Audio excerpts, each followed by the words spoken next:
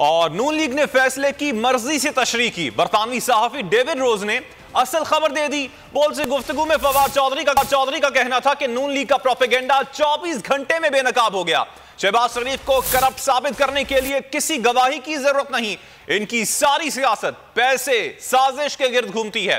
फवाद चौधरी का कहना था कि जंग ग्रुप की लंदन और पाकिस्तान की खबरें अलग होती हैं।